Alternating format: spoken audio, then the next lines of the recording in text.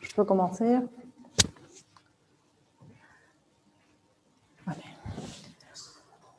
Ouais. Chers étudiants, 4e année, 5e année médecine, je ne vois plus l'écran. J'espère que vous portez bien avec cette pandémie du Covid-19. On est obligé de faire un cours à distance. J'aurais aimé être en présentiel avec vous. Et on va parler aujourd'hui d'une pathologie très importante et intéressante en ophtalmologie, qui est la pathologie de rétine. Je me présente pour les gens qui ne me connaissent pas bien, professeur Amira Triqi, enseignante à la faculté de médecine de Sfax, spécialiste en chirurgie vitréo-rétinienne et qui exerce au CHU Habib Bourguiba de Sfax. Et on va donc démarrer le cours. Avant d'aborder, on aura 2 heures de temps ensemble. J'espère qu'ils vont passer aussi cool que les cours que j'admire enseigner. Et un prérequis sur la rétine est très important. On se demande à quoi sert l'œil. Asma, la caméra elle disparaît, Michel. Ah ben d'accord, sans que je me regarde moi-même, c'est pas grave. Michel, j'accélère, je m'en fous. Est-ce que vous pouvez gestionner à distance? D'accord. Alors, on se demande donc l'œil, l'instrument essentiel de l'œil, donc c'est la vision. C'est un instrument qui permet de voir. L'œil, il est composé, comme vous le savez très bien,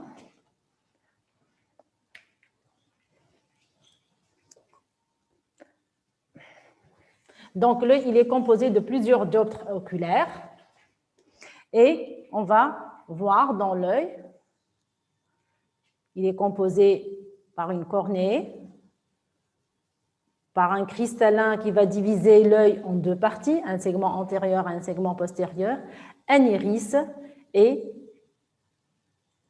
nous retrouvons les différentes structures. On va se demander comment l'œil permet la vision. Donc, toutes les structures de l'œil, qu'est-ce qu'elles permettent de faire? La cornée, le cristallin et l'humeur vitrée. Qu'est-ce qu'ils permettent? Ils permettent uniquement de faire passer les rayons lumineux au niveau d'une structure importante dans l'œil qu'on appelle donc la rétine. Rayons lumineux qui passent, ils doivent traverser une cornée qui doit être transparente, ils doivent traverser l'orifice pupulaire, ils doivent traverser le cristallin pour aller au niveau de la rétine. Le rôle de cette rétine dans la vision est quoi? Cette rétine permet de transformer la lumière en un flux nerveux qui va passer à travers le nerf optique au niveau du cerveau pour être donc interprété. S'il y a un problème au niveau de la rétine, on n'arrive pas à voir. Donc, les causes de cécité peuvent être une atteinte au niveau de la cornée, peuvent être une atteinte au niveau du cristallin, et on appelle ça une cataracte. Ils peuvent avoir un problème au niveau de l'humeur vitrée qui doit être transparente, et tout ceci pour arriver au niveau de la rétine. S'il y a un problème au niveau de la rétine, si la lumière ne passe pas au niveau de la rétine, il y a un problème. Donc, ce qu'on va aborder aujourd'hui, c'est cette rétine. La rétine, on dit qu'elle est composée de 10 couches, mais nous, essentiellement, on va départager notre rétine en des parties qui sont plus simples pour qu'on puisse voir donc notre comprendre. Nous avons ici la choroïde, l'épithélium pigmentaire. Les cellules principales de la rétine sont les photorécepteurs. Ce sont les cellules qui permettent de transformer la lumière en un flux nerveux. Il y a des cônes, il y a des bâtonnets. Cônes et bâtonnets qui arrivent donc à transformer, ils vont permettre de passer cet influx au niveau des cellules bipolaires. Transformés en cellules bipolaires, ils transmettent vers les cellules, vers des cellules ganglionnaires. Donc, ces cellules bipolaires, ces cellules ganglionnaires vont amener vers des cellules ganglionnaires et ces cellules ganglionnaires vont constituer les axones de ce qu'on appelle le nerf optique.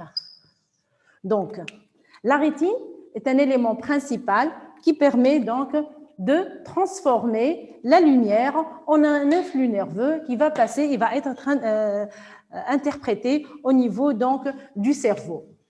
On dit que la rétine est composée de 10 couches, mais au réel, la rétine, si on veut, sur le plan chirurgical, la comprendre, on va dire qu'elle est composée de 2 grands feuillets, un épithélium pigmentaire qui est riche en pigments, qui essaie de filtrer la lumière et les rayons lumineux qui entrent, et un épithélium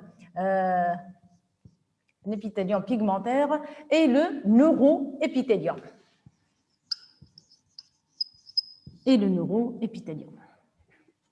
Donc, 2 grands feuillets composant notre rétine.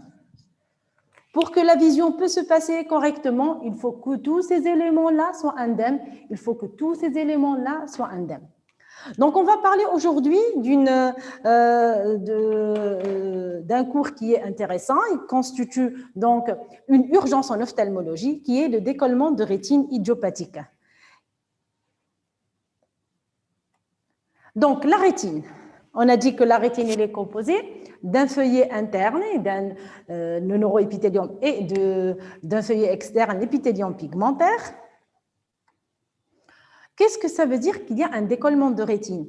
On va croire en gros que la rétine va se décoller de la choroïde, mais en réalité, ce n'est pas un décollement de la rétine à la choroïde, puisque l'épithélium pigmentaire il est intimement lié à la choroïde. Quand on parle d'un décollement de la rétine, c'est-à-dire une perte de contact entre le feuillet interne, entre le feuillet interne et le feuillet externe de la rétine, c'est-à-dire entre le neuroépithélium et l'épithélium pigmentaire. Donc, si ce feuillet il est séparé, quand on le voit ici, qu'est-ce qu'il y aura comme conséquence? Donc, c'est une affection grave puisque la vision ne peut pas être assurée, puisqu'il y a une perte de ce contact. Donc, la rétine qui assure la vision, s'il y a un problème au niveau de la vision, un problème de la rétine, il y a une cécité. C'est une affection grave parce que son traitement doit être fait en urgence. Ce traitement, il est chirurgical. Et si on ne traite pas, on peut évoluer vers la cécité. Et il y a un décollement de rétine diagnostiqué très tardivement, ne peut pas être opéré et le patient perd la vision de cet œil. D'où l'intérêt d'un traitement préventif. Et on va voir à qui s'adresse ce traitement préventif. Donc, pour comprendre comment ça arrive un décollement de la rétine, donc il y a des conditions nécessaires pour qu'il y ait un décollement de la rétine. Il faut qu'il y ait des lésions sur la rétine, il faut qu'il y ait des modifications du vitré, puis un déclenchement du décollement de la rétine. La rétine, elle est accolée grâce à quoi? Qu'est-ce qui permet de maintenir cette rétine en place? On va se demander qu'est-ce qu'il y a dans cette cavité postérieure. Cette cavité postérieure est remplie par le gel vitréen. Donc, ce gel vitréen, il permet de maintenir la rétine en place, la coller contre donc l'épithélium pigmentaire. Ce gel vitréen, avec l'âge, il va subir des modifications et va entraîner la présence. Donc, première condition, pour qu'il y ait un décollement de la rétine, il faut qu'il y ait des sujets prédisposés. Quels sont les sujets prédisposés? Les sujets prédisposés sont les myopes, les aphaques, les âgés, les antécédents de personnel de DR et les antécédents familiaux. On va se demander pourquoi un sujet myope peut entraîner un décollement, peut être un facteur favorisant. Donc, quelle est la taille normale du globe oculaire? Elle est de 23, la longueur axiale de 23 mm. Quelqu'un qui a 1 mm de plus, il a 3 dioptries en lunettes. Le myope, il a le même tissu que le sujet normal. Il a une taille plus importante. Donc, sa rétine, elle est plus mince qu'un sujet ordinaire. Si la rétine elle est plus mince, donc elle est en périphérie, elle est très très mince. Et cette rétine très très mince en périphérie peut être donc sujette de petits trous. C'est la même chose lorsqu'on a une pâte et on a 2 plateaux différents. On étale cette pâte sur un plateau de taille 50, puis un plateau de taille 100. On va remarquer que l'épaisseur de cette pâte doit être plus mince. Et en périphérie, on peut avoir des petits trous, ce qu'on appelle donc des déhiscences rétiniennes. Un sujet aphaque, qu'est-ce que ça veut dire un sujet aphaque? Un sujet AFAC, c'est-à-dire qu'il n'a pas de cristallin. Et si la personne donc n'a pas de cristallin parce qu'elle a fait une opération, surtout les opérations qui sont très anciennes, le gel vitréen, normalement, il est arrêté par le cristallin, il va passer en avant. Il va exercer des tractions. Ce gel vitréen qui était arrêté par le cristallin, le sujet, il est AFAC et le gel vitréen va passer en avant. Et s'il y a ce mouvement de vitré anormal peut tirer sur la rétine et peut arracher une partie de la rétine. Les sujets âgés, qu'est-ce qu'on a? Quand on avance dans l'âge, tout le corps humain il va se modifier. Entre autres, le sujet âgé, bien sûr, son vitré qui était gélifié, qui avait une consistance importante, avec l'âge, il va devenir mou, il va devenir liquide et il n'arrive plus à protéger sa rétine, à la colmater contre le neuroépithélium, contre l'épithélium pigmentaire. Quand on a des antécédents familiaux de décollement de rétine, donc on est des sujets prédisposés à faire un décollement de rétine, et quand on a déjà fait un décollement d'un œil, on a plus de risques de faire un décollement de rétine. Ces personnes prédisposées, donc, il faut les connaître, les myopes, les AFAC, les sujets âgés et les antécédents personnels et familiaux de décollement. Les conditions pour qu'il y ait un décollement de rétine. La rétine en place, on s'est dit qu'il doit y avoir des lésions au niveau de la rétine, une déchirure, un petit trou. Et voici donc sur la photo, nous voyons des trous atrophiques et une déchirure. Pour distinguer la différence entre un trou et une déchirure, la déchirure, c'est le même exemple. Si quelqu'un, donc, il va se déchirer, donc il y a un clapet à cette déchirure. Et vous remarquez qu'il y a un clapet. Il y a donc du tissu qui a été étiré. C'est la même chose si on s'assoit sur une chaise où il y a donc un clou, on se lève, il y a une déchirure, donc on va retrouver le clapet de cette déchirure. Là, le trou, c'est une perte de substance, c'est un amincissement qu'on voit surtout, comme je vous dis, chez les sujets myopes. Les trous, on ne retrouve pas donc de clapet ni de percule et ce sont des lésions qui sont dangereuses. Vous voyez ici, ça c'est une déchirure, ça ce sont des trous et ça ce sont des conditions nécessaires pour qu'il y ait un décollement de rétine. La présence du trou ou de la déchirure ne sont pas suffisants pour qu'il y ait un décollement de rétine. Regardez ici. Nous avons donc un petit trou. Nous avons ici la déchirure. Nous avons ici le petit trou. Si on va schématiser. Et si le gel vitréen il est bien plaqué contre sa rétine, il n'y a pas de décollement de rétine. Quand est-ce qu'il y ait un décollement de rétine?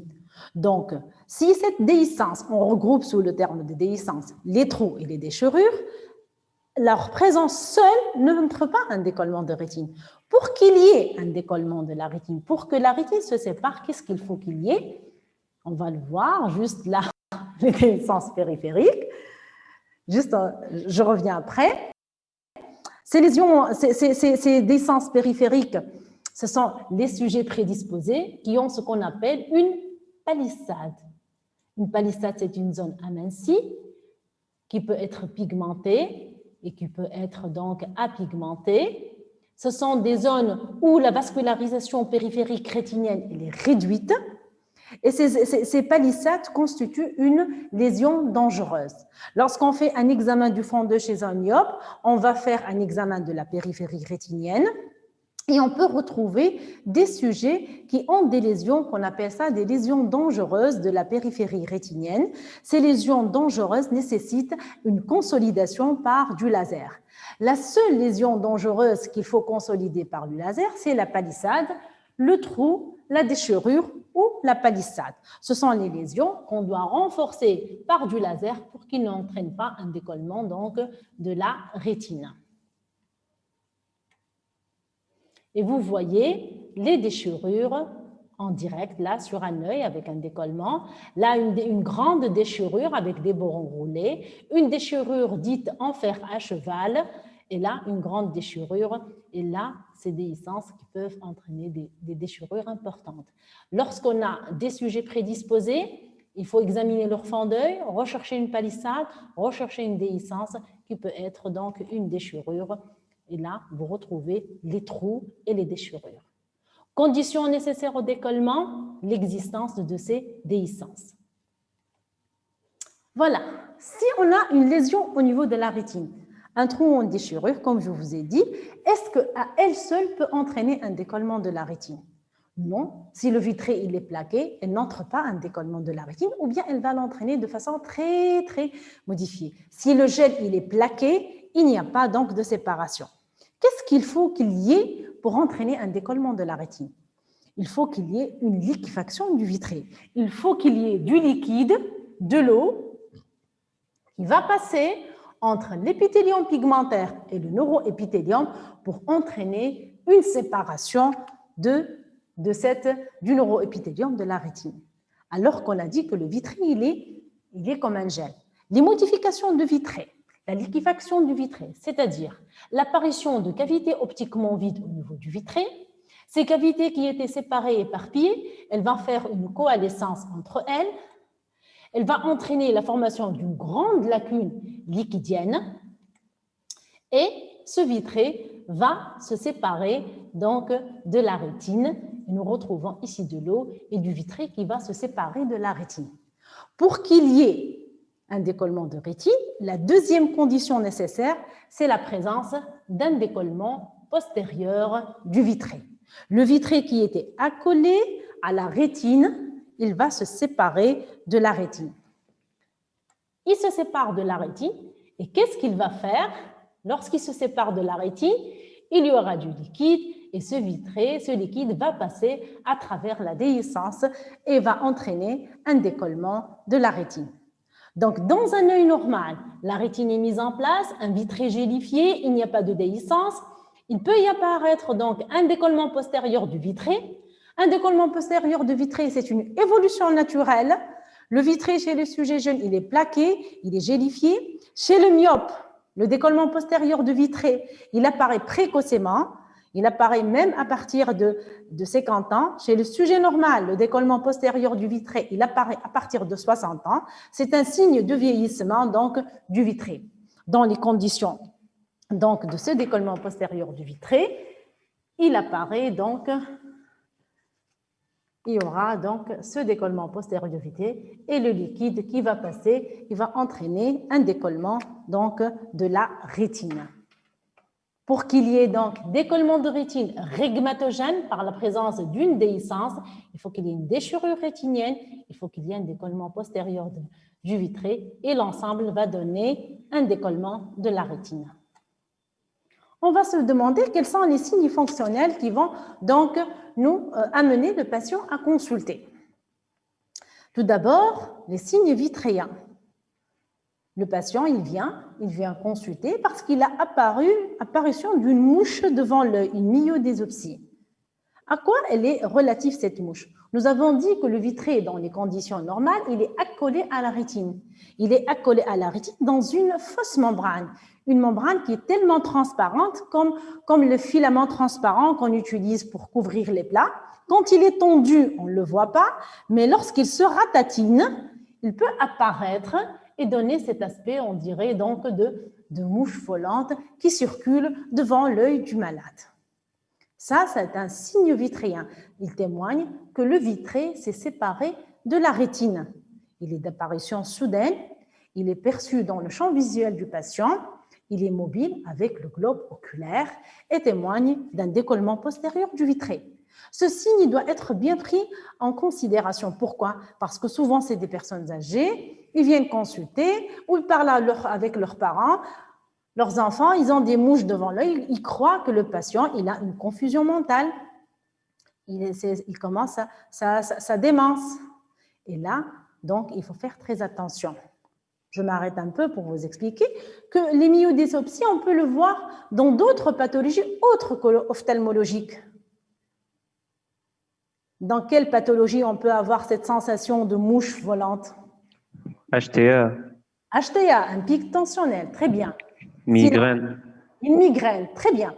Et comment va-t-on faire la distinction entre une migraine, une mouche d'origine ophtalmologique et une mouche d'origine donc autre? On ferme les yeux On et ferme, oui, elle si disparaît. ça persiste, sans que, oui, voilà. Donc, si elle disparaît, les yeux fermés, bravo. Si elle disparaît les yeux fermés, c'est-à-dire qu'elle est d'origine oculaire.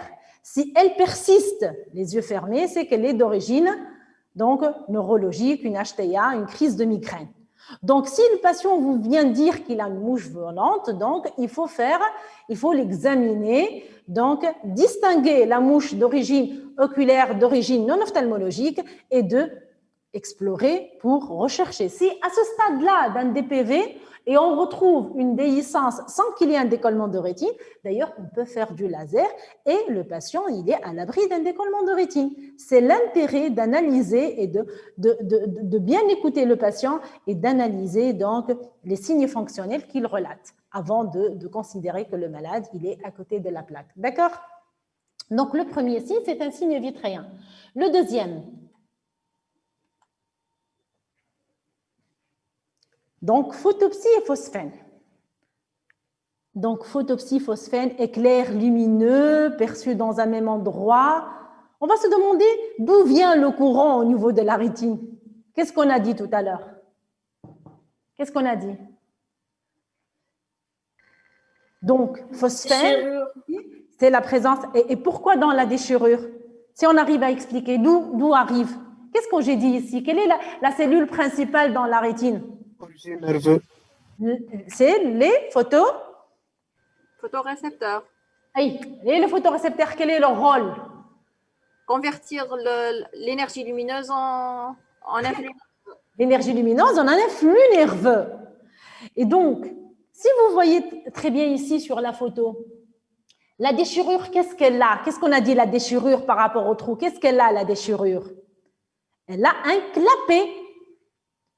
Elle a quelque chose qui flotte, n'est-ce pas?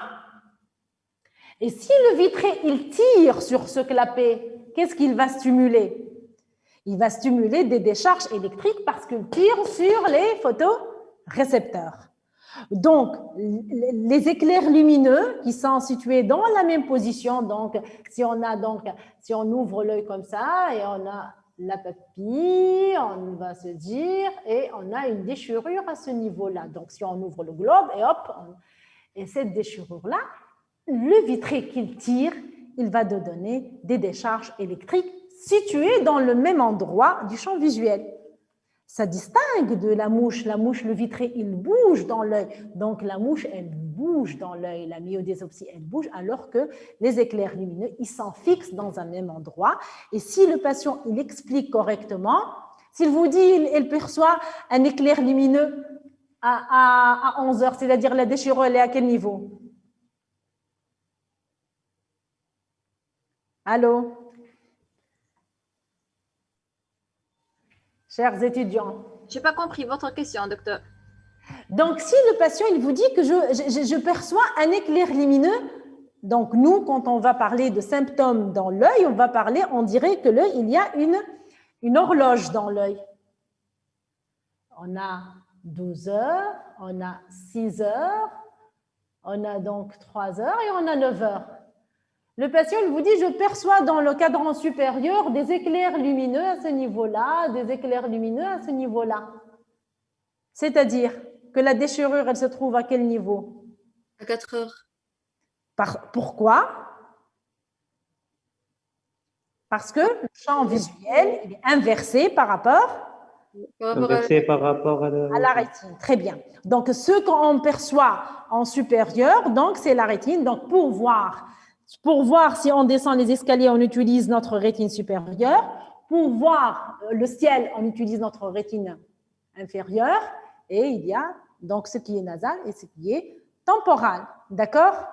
Donc, si on analyse la sémiologie, les symptômes, on va à peu près reconnaître la localisation de notre déhiscence. D'accord?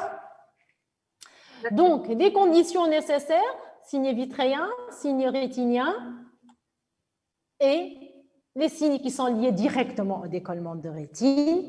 Et s'il y a une séparation entre le neuroépithélium et l'épithélium pigmentaire, les photorécepteurs ne fonctionnent pas, il n'y a plus de vision, il y aura donc une amputation du champ visuel. On va voir du noir. Ça, c'est l'image correcte. La rétine, elle est correcte. Et s'il y a une amputation du champ visuel supérieur, c'est-à-dire qu'il s'agit d'un décollement de rétine inférieure, et les patients, on va décrire qu'il a une amputation qu'il n'arrive pas à voir ou que la personne, elle est divisée en deux. D'accord? Dans la rétine, quelle est la partie principale au niveau de la rétine? Quel est l'élément le plus important au niveau de la rétine? La région centrale. La macula. Macula. Elle permet quoi, cette macula? Pourquoi elle est importante, la macula? Elle permet la vision de couleur, elle permet la vision en relief, elle permet la vision de près, la vision précise. Et pourquoi elle a toutes ces spécialités, cette macula? Parce qu'elle est riche en cônes. Et parce que ces cônes-là, ils ont un one-way. Chaque cône, il a une cellule bipolaire, il a une cellule ganglionnaire. Alors, à quoi sert le reste de la rétine si la vision centrale est importante et nous permet de lire, d'écrire, de voir les couleurs? À quoi sert le reste de notre rétine? La précision. La précision, elle doit avoir un bon éclairage. On est sur la région maculaire. Mais regardez, qu'est-ce que je suis en train de faire? Champ visuel. Très bien, elle vous permet de vous déplacer. Vous déplacer. Vous imaginez que vous êtes en train de conduire une voiture. Vous regardez tout droit à la vision précise, comme a dit votre camarade. C'est grâce à votre macula. Mais à peu près, vous conduisez, mais vous devinez ce qui se passe sur le siège à côté. C'est grâce à votre rétine moyenne. Et vous devinez le paysage qui se déroule avec donc la rétine périphérique. Donc, la rétine, elle permet donc, moyenne périphérique, de nous déplacer dans le champ de vision. D'accord? Donc, si la personne elle a un décollement de rétine inférieure qui n'a pas encore touché sa macula, certaines personnes peuvent ne pas se rendre compte qu'ils ont un décollement de rétine. Que lorsqu'il atteint la période. Les personnes qui sont plus actives, qui conduisent, qui sont plus actives dans leur vie, ils peuvent se rendre compte qu'il y a une amputation légère de leur champ visuel. Et lorsque la vision, lorsque le soulèvement va grimper, arriver au niveau de la macula, là, il y aura une baisse de la vision centrale et le patient va être alarmé de cette baisse de cette vision centrale. Comment on va faire le diagnostic? Donc, un patient qui consulte aux urgences, une amputation, une baisse, un voile noir devant l'œil, un myope fort, porteur de lunettes. L'interrogatoire va trouver la notion de myodésopsie, de mouche volante il y a une semaine, peut-être des éclairs devant l'œil. Qu'est-ce qu'on va suspecter un décollement de rétine? Qu'est-ce qu'on va demander pour explorer notre rétine? Comment on peut explorer notre rétine? Qu'est-ce qu'il faut demander? Il faut demander ce qu'on appelle un examen du fond d'œil. Comment on va faire le fond d'œil? Grâce à un verre qu'on appelle le verre à 3 miroirs ou l'ophtalmoscope. Mais comment il faut préparer l'œil pour faire un fond d'œil? Qu'est-ce qu'il faut faire? Une dilatation. Pourquoi? Parce que l'iris, si on éclaire l'œil, l'œil va être en myosis. Pour ouvrir cet orifice pupillaire et l'élargir, il faut faire une dilatation. Et à ce propos, on utilise donc des collyres qui permettent la dilatation. Comment on appelle les collyres qui permettent la dilatation? Midriatique. Des midriatiques. Et comment on peut jouer sur ça? On a deux types. Donc, on peut stimuler le muscle dilatateur de l'iris par le tropicamide, c'est-à-dire le midricole, et on peut également inhiber le sphincter de l'iris par la néophrine, et on peut avoir un mélange qui nous permet de faire une très bonne dilatation. Donc, c'est par, si on va demander un examen du fond d'œil et une dilatation de la pupille, ça va de soi. Donc, l'examen, qu'est-ce qu'il va nous permettre de faire, cet examen du fond d'œil? Il permet d'examiner la rétine décollée, les déhiscences, préciser si la macula est soulevée ou non et examiner la rétine saine. Peut-être que cette rétine saine présente des déhiscences qu'il faut encore les traiter par du laser. Donc, la rétine décollée, qu'est-ce qu'il faut préciser? Son aspect. La rétine décollée, comment elle est?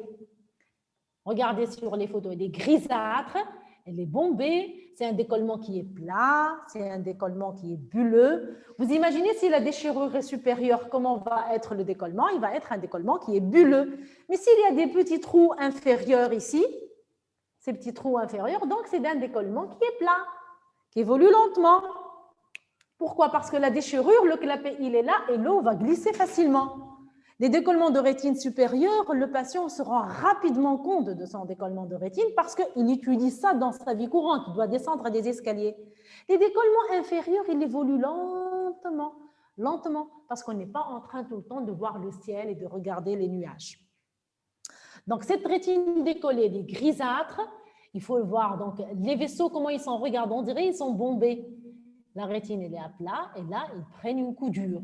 Donc, cet aspect de rétine grisâtre, ses limites, on a dit que les limites, il faut le dire, c'est un décollement de rétine, donc allant, regardez, c'est un décollement de rétine. Il va de quelle heure à quelle heure ce décollement de rétine? De quelle heure à quelle heure ce décollement de rétine il va? De 5h à 7h. De 3h à 9h, par exemple. Hey, comment de savoir s'il est supérieur ou s'il est inférieur? C'est la même chose, 3h, 9h, 3h, 9h. Comment on va l'exprimer? On va dire qu'il est de 3h à 9h, passant par 6h. C'est un décollement de rétine qui est inférieur. Et si on veut faire un décollement de rétine supérieur, on va dire que c'est un décollement de rétine de 3h à 9h, passant par midi. Donc, la topographie du décollement de la rétine, on va la faire en cadran horaire. D'accord? Le degré de soulèvement, c'est un décollement qui est plat ou bulleux. S'il est mobile, on demande au patient de regarder à droite et à gauche. Et là, ça permet de vous dire si le décollement il est souple, il est récent, ou c'est un décollement de rétine qui est ancien, avec une rétine qui est fripée.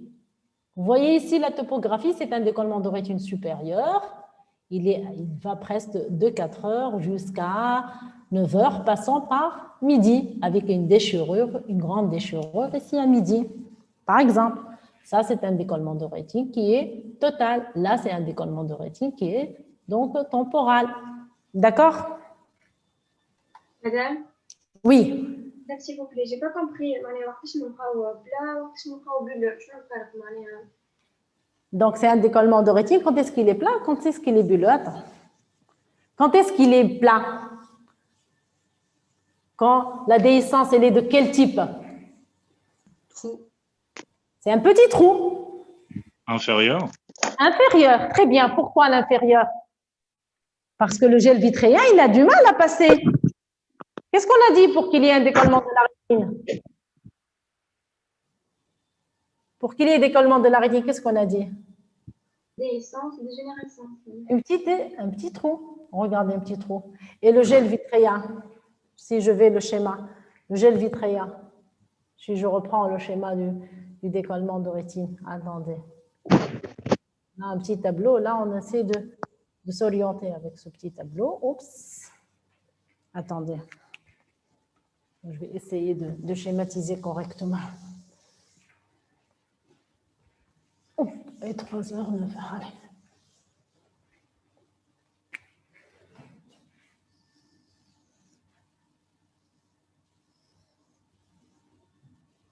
Nous avons le nerf optique, nous avons notre cristallin, nous avons notre iris avec le corps ciliaire.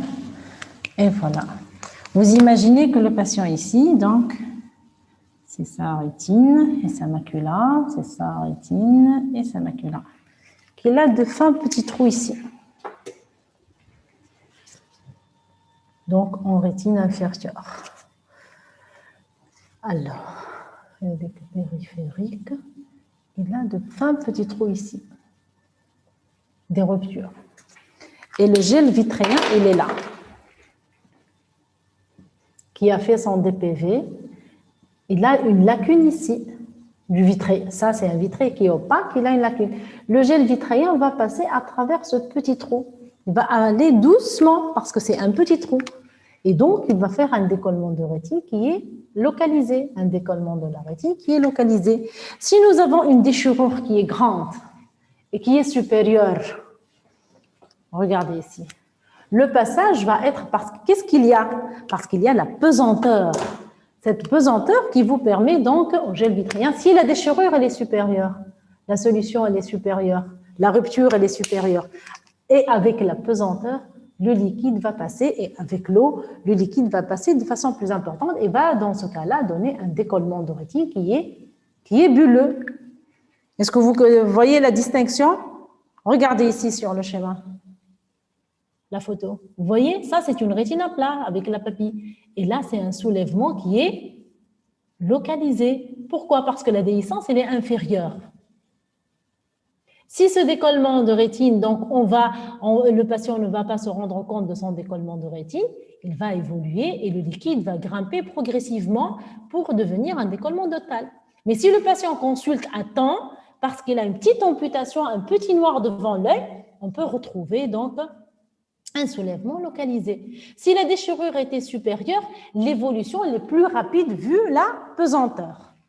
Regardez là, c'est un DR total avec une déchirure qui est géante. Ça, c'est la choroïde à nu. Et là, c'est une rétine qui est complètement plissée, ratatinée. À ce stade-là, on n'arrive même pas à opérer le malade.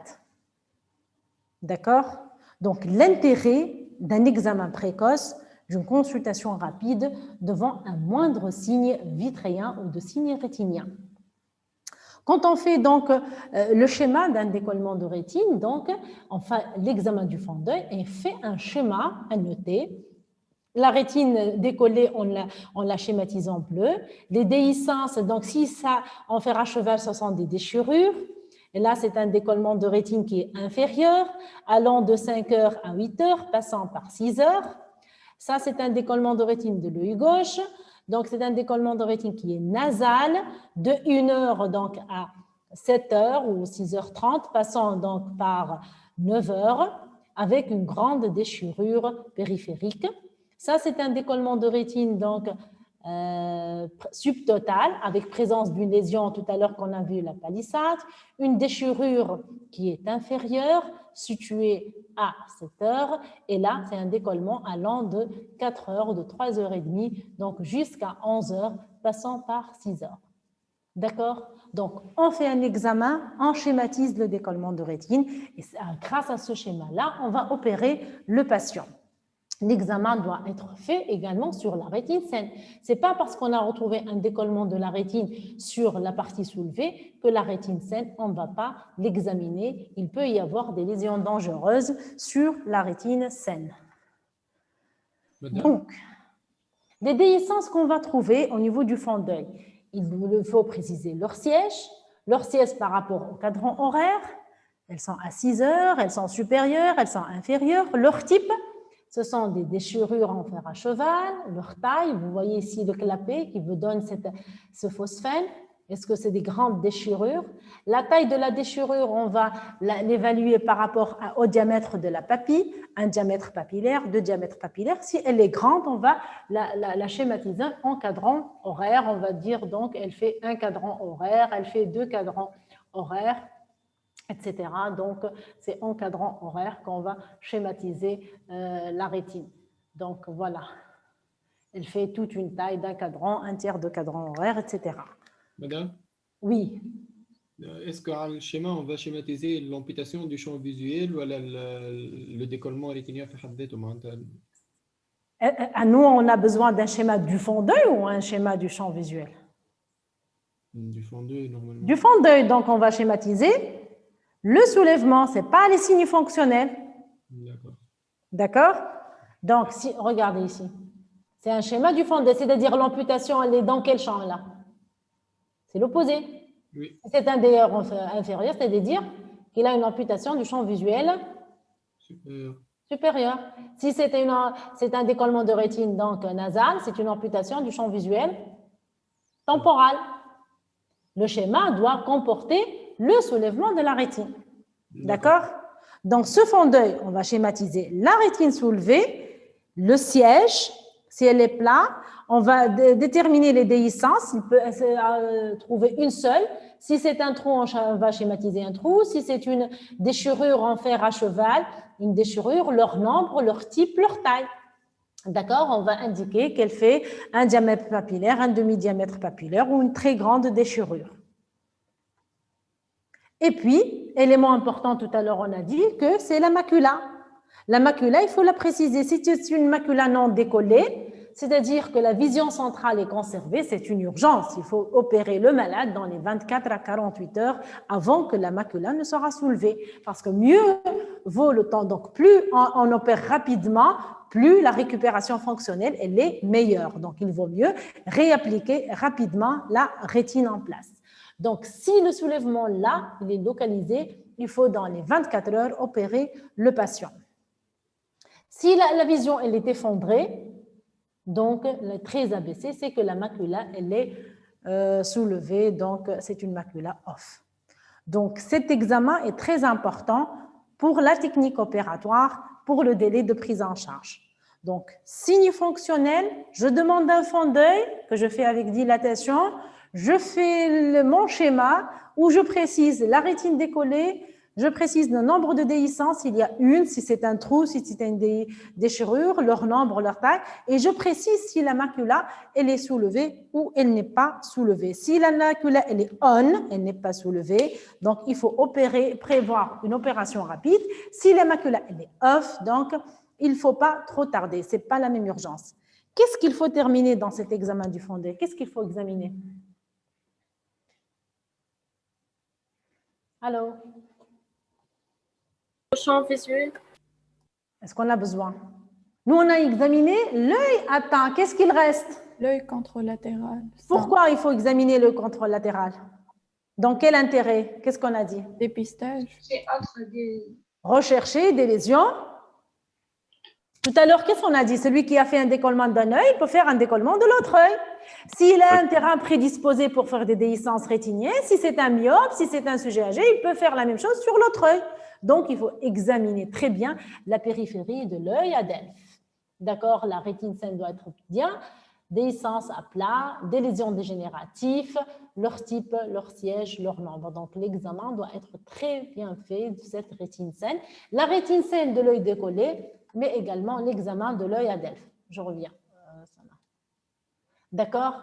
Donc, quand j'examine la rétine saine de l'œil, si le décollement il est localisé, et l'examen de l'œil à Delphes, de l'œil contralatéral, est très important. Par moment, on retrouve une palissade de l'autre œil qu'il faut faire du laser. Par moment, je trouve un trou sans qu'il n'a pas encore fait de décollement de rétine que je dois consolider par du laser. D'accord?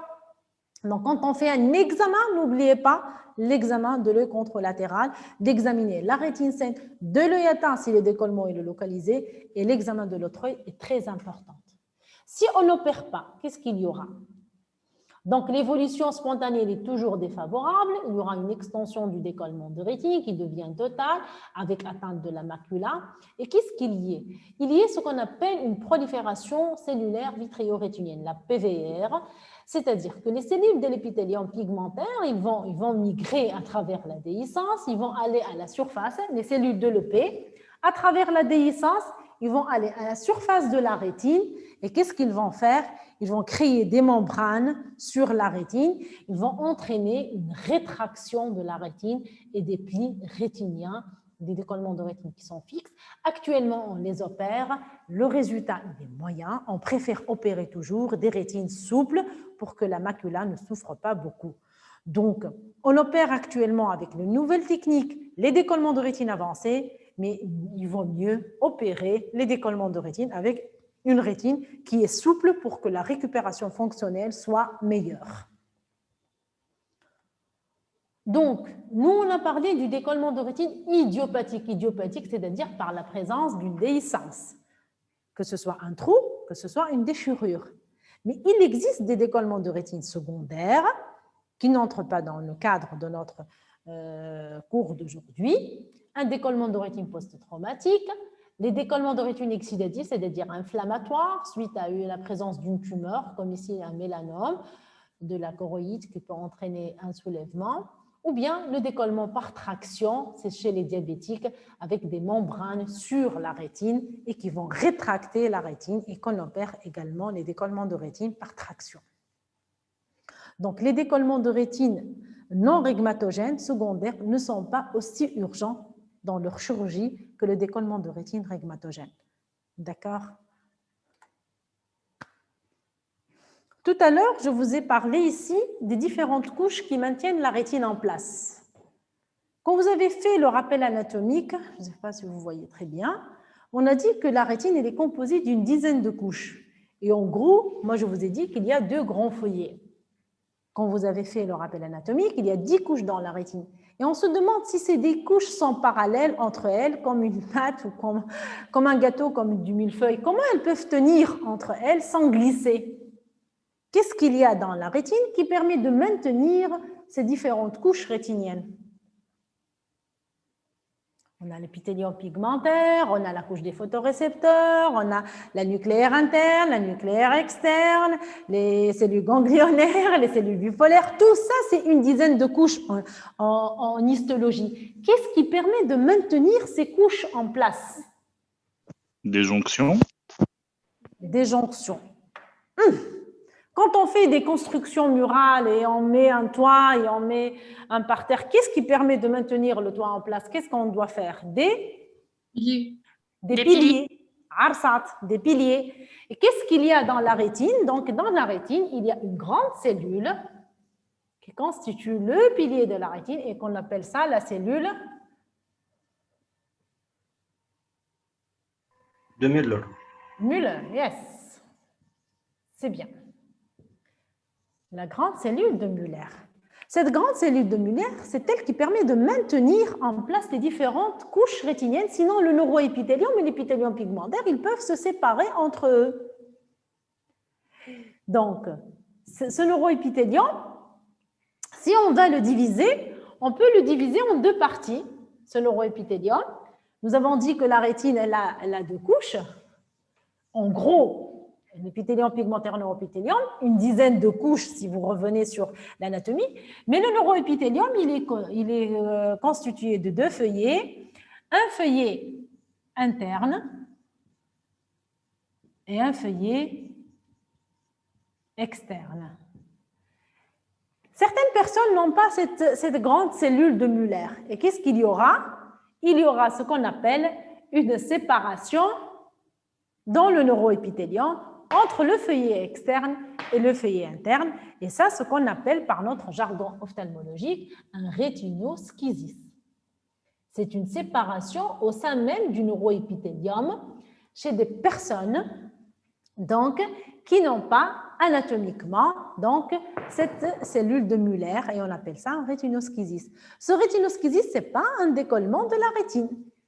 Mais il peut donner un décollement de la rétine parce que les feuillets deviennent très minces. S'il y a un trou au niveau du feuillet interne, il peut se convertir en un décollement de rétine. Donc, le décollement de rétine rhigmatogène, il se distingue du décollement de rétine secondaire, il se distingue du rétinoschisis qui est une séparation entre le feuillet interne et le feuillet externe du neuroépithélium, mais une surveillance est nécessaire dans ces cadres-là parce qu'ils peuvent évoluer vers un décollement de rétine rhigmatogène. Le traitement du décollement de rétine, on a dit depuis l'introduction, c'est un décollement de rétine, le traitement il est chirurgical. Et quelle est la cause du décollement de rétine rhigmatogène? C'est la Déhiscence. La déhiscence. Donc, pour résoudre ce problème, il faut coller la déhiscence. Comment on peut fermer la déhiscence? Laser. Laser lorsqu'elle est la rétine est à plat. Vous imaginez, vous avez eu une veste et vous avez le fond de la veste. Si la déchirure elle est petite, il n'y a pas de séparation entre le fond et la veste, on peut faire du laser. C'est comme on fait la couturière avec sa machine à coudre. Mais s'il y a une séparation entre la veste et le fond, est-ce qu'on peut faire une simple exclusion? Non, il faut remettre en place la rétine. Donc, le principal, c'est de fermer la déhiscence rétinienne. Donc, il faut mettre les 2 feuillets en contact le neuroépithélium et l'épithélium pigmentaire en place. On a deux techniques pour opérer. Soit on agit par voie externe, on pousse la sclère, elle pousse sur l'épithélium et là, on peut fermer la déchirure. Là, ce qu'on appelle, c'est la chirurgie classique. Vous voyez ici. Donc, on va repérer par le verre à 3 miroirs le siège de la déchirure, si elle est à 4 heures, à 5 heures. On va la marquer sur la sclère. On va faire de l'acryo, c'est-à-dire on va appliquer du froid sur la déhiscence. Il va se ratatiner par l'inflammation et on va mettre une ceinture qui va passer sous les muscles oculomoteurs et permet de déplacer, de déformer la sclère et permet de rapprocher la sclère de la rétine décollée. Ça, c'est ce qu'on appelle la chirurgie externe. C'est l'indentation et la cryoapplication. Quand le patient, il vient avec un décollement localisé, récent, on peut se permettre de faire cette technique. Donc, fermeture et indentation, cryoapplication. On peut associer une ponction du liquide sous rétine à travers la sclère pour remettre donc la rétine en place. Si le décollement de rétine il est très avancé, là, on doit aller à l'intérieur de l'œil. Donc, on va faire ce qu'on appelle une vitrectomie. Donc, on va entrer dans l'œil. On va faire 3 orifices, un pour l'infusion, un pour la lumière et l'un pour le vitréotomie. On va manger le vitré ici et on va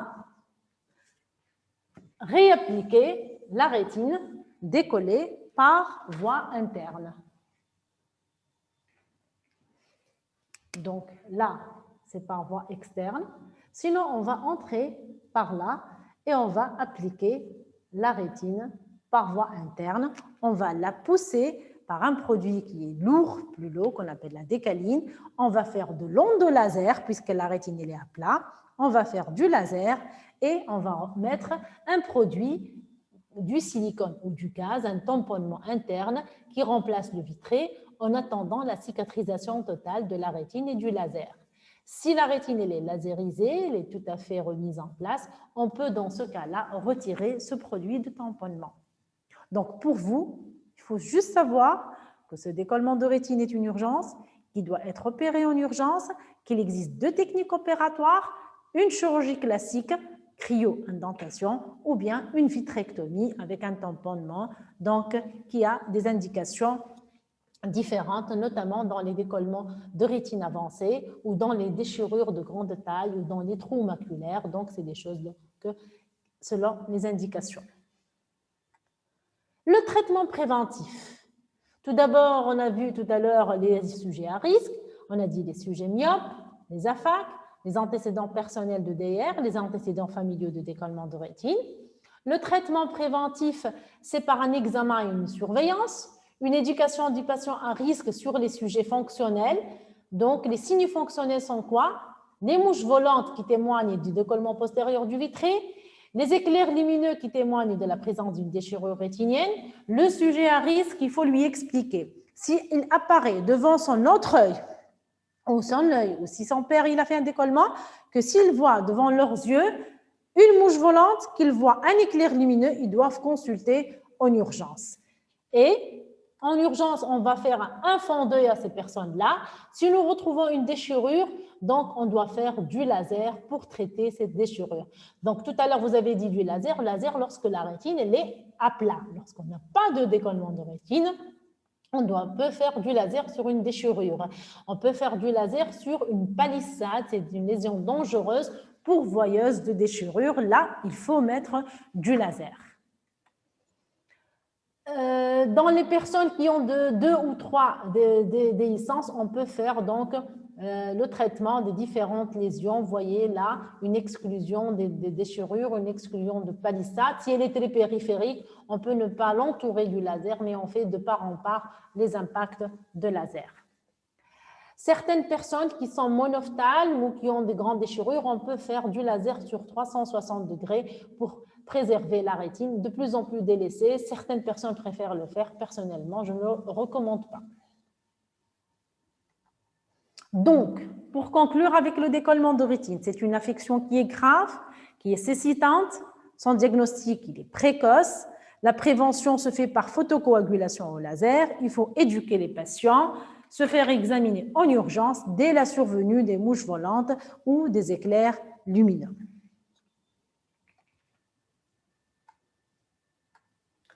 Deuxième cours.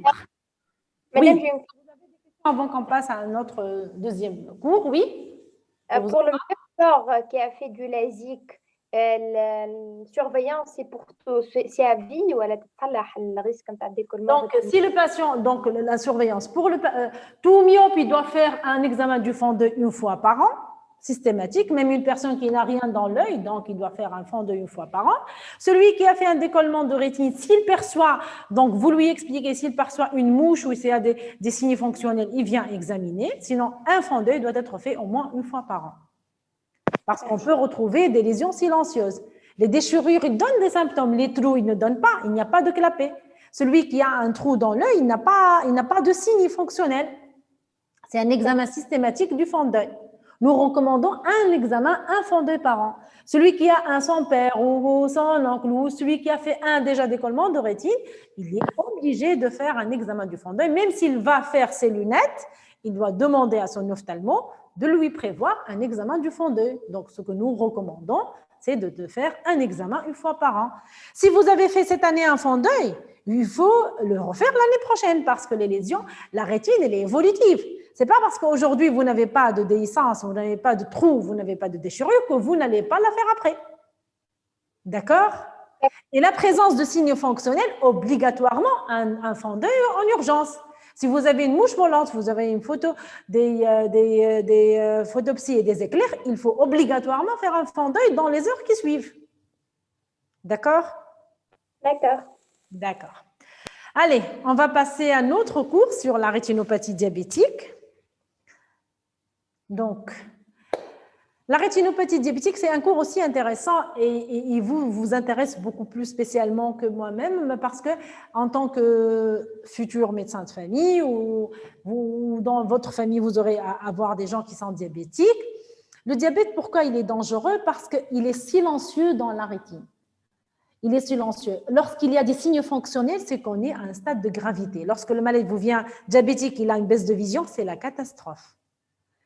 Donc, la latence clinique de la rétinopathie diabétique justifie le dépistage systématique et régulier. Il ne faut pas attendre un diabétique qui vient consulter pour un symptôme.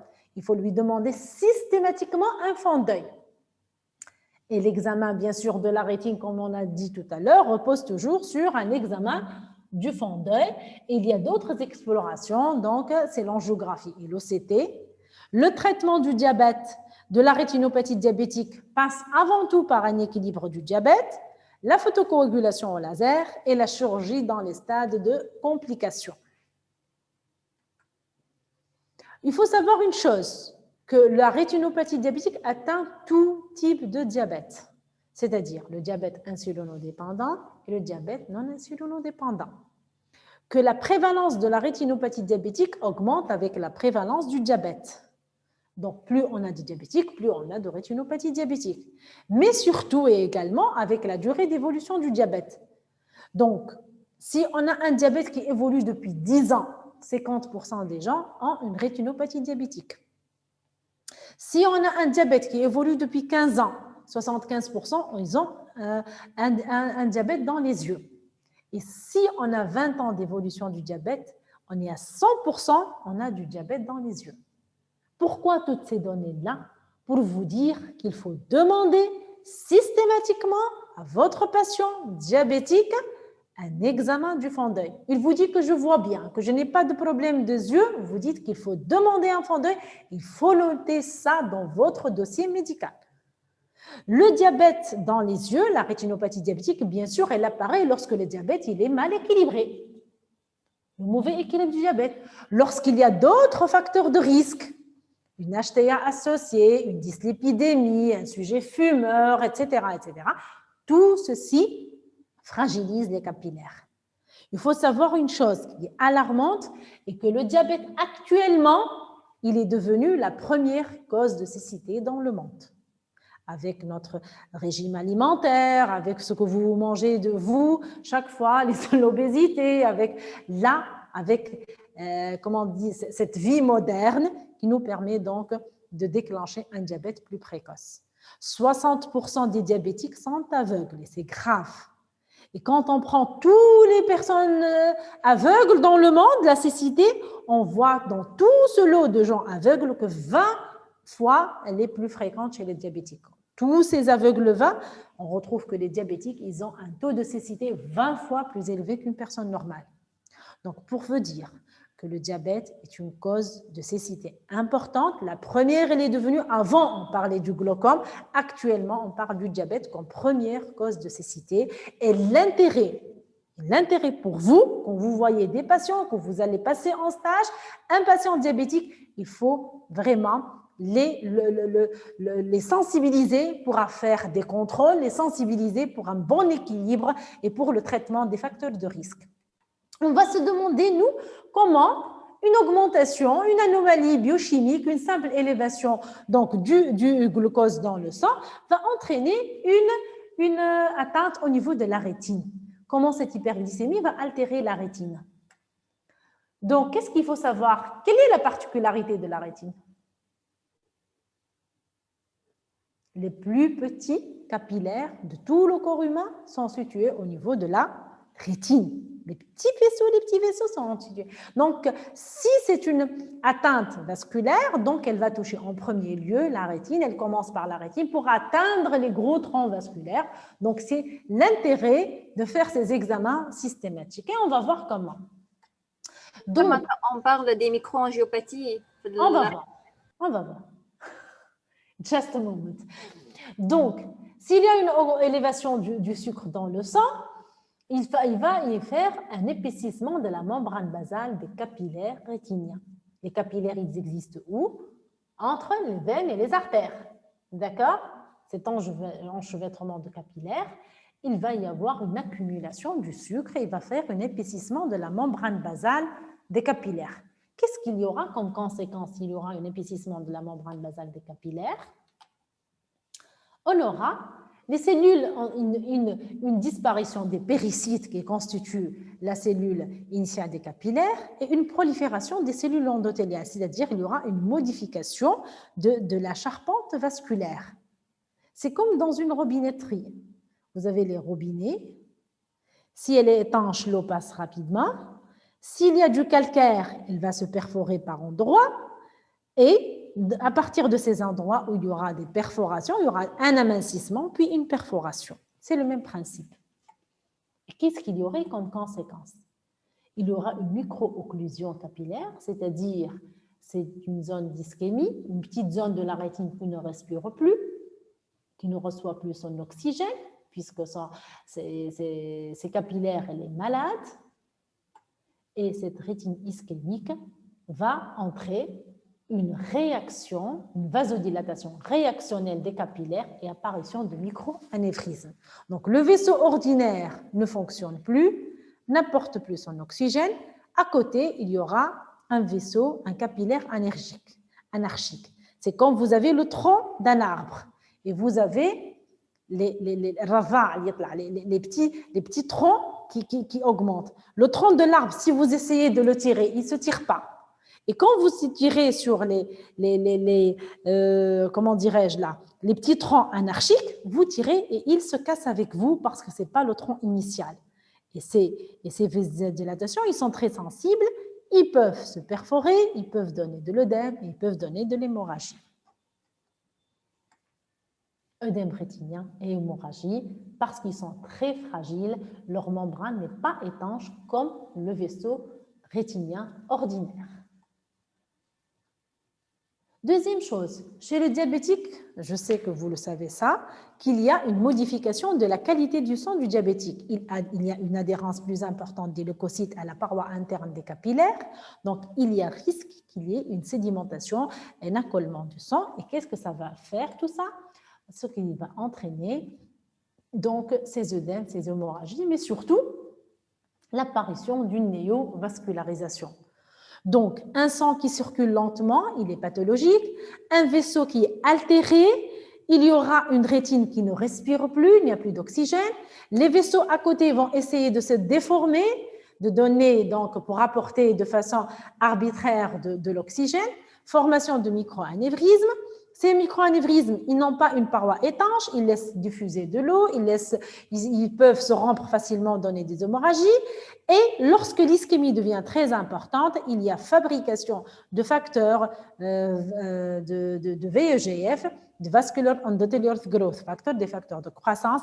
Il va apporter une néovascularisation. Et cette néovascularisation, c'est une situation grave pour la rétinopathie diabétique. On passe à un stade de rétinopathie diabétique grave avec risque de complications, de saignement, de décollement de rétine, comme je vous ai montré tout à l'heure sur le cours de décollement de rétine, parce que ces néovaisseaux vont faire des membranes sur la rétine qui se rétractent et donnent un décollement de la rétine.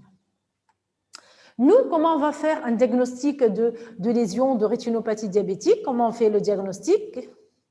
Par quel examen on va examiner la rétine du diabétique? Par un examen donc du fond d'œil. Donc, on va faire une dilatation. Je vous dis une chose, que le diabétique, il ne dilate pas rapidement.